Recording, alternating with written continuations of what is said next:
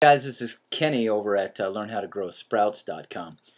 Today I want to talk about one of my favorites, and that's sprouting wheat berries. I don't know if you knew this, but you can take regular hard red wheat and sprout it, and then you can turn that into all kinds of interesting recipes. And there's all different ways that you can eat it and incorporate that grain into your life. Now, there's so much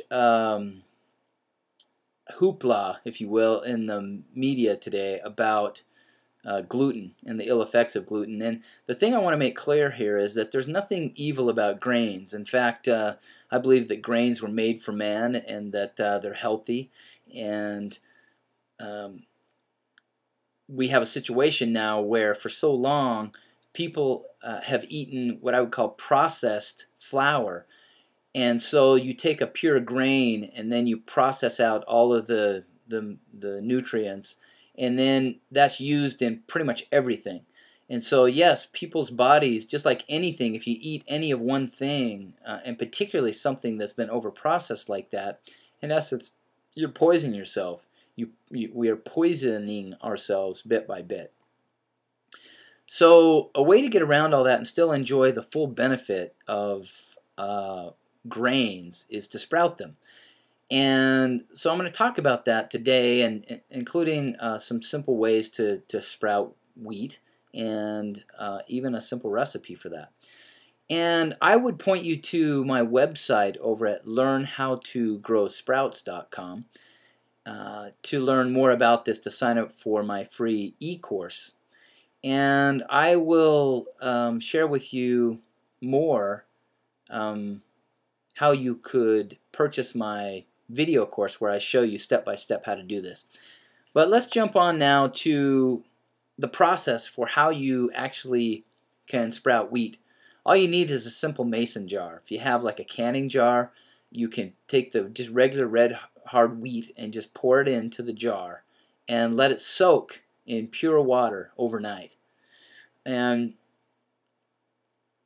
what I like to do if you're using a mason jar is that you can just take a piece of cheesecloth or some other type of mesh, even an old pantyhose will work, and you can put it over the mouth of the jar and then use some elastic bands to cover that. Now, you can also use a sprout bag, and in a lot of my videos I show you how to use a sprout bag to do this, and I actually like a sprout bag better for a couple of reasons. I think it's easier to rinse. I think it seems to block out the light better, which helps the seed, the berry, to sprout even better.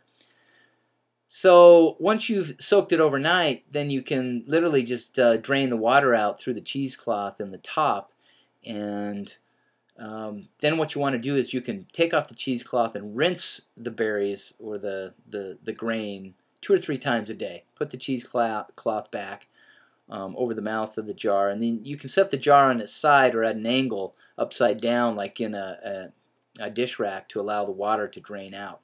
Another reason I like the sprout bag is because you can just hang it somewhere and let it drain out. And a lot of times I'll just hang it on the faucet in the kitchen sink, and it just drain right out there. And here's the key, and I made this mistake a couple of times, is that if you want to sprout the wheat just to the point where you could grind it into a paste or into a dough to make sprouted wheat bread, you only need to sprout it for about 30 hours and 48 hours at the very most. So that would be just 2 days in total. And at the end of that time, just rinse and re-rinse probably 2 or 3 times a day.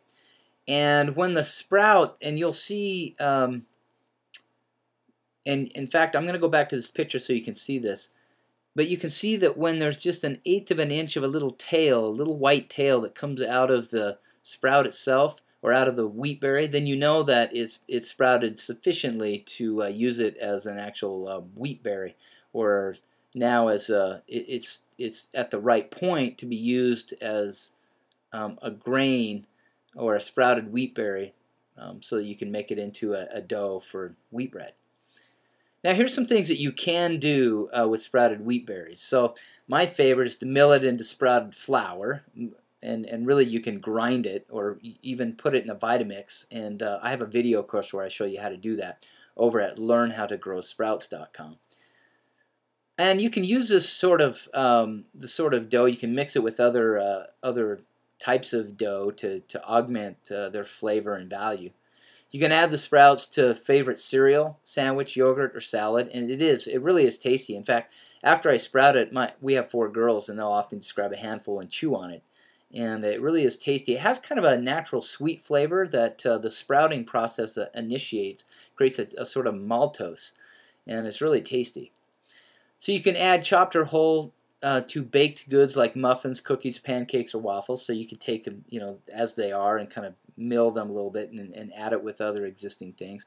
Hide, quote unquote, if you want to get the full value of them, in casseroles, meatloafs, or pasta sauces. You can plant them in well-drained organic soil to grow wheatgrass, and that's a fantastic thing and something that I show in a different course. But the value of wheatgrass is heralded in many ways. And then my favorite is make sprouted wheat bread, and I want to just show you quickly how easy this could be. Now I have a video that if you want to see more of it, you can go over to learnhowtogrowsprouts.com, and you'll get to it eventually as a part of my course.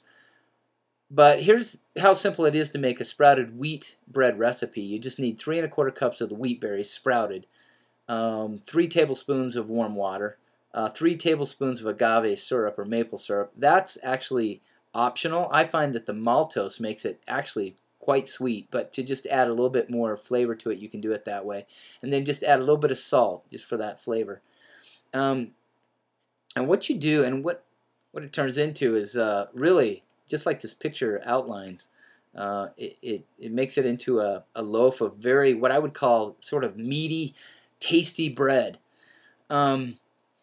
Now, the process for how you grind it and then knead it, I don't have the time to go into that here, but what I will do is I'll direct you over to learnhowtogrowsprouts.com, and I have the URL right here if you'd like to see it.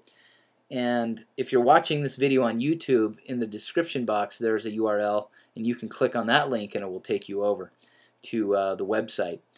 And there you can learn more about this, and not just sprouting wheat berries, but really sprouting all different types of seeds and beans, and seeing how you can use them as a way to augment and improve your diet.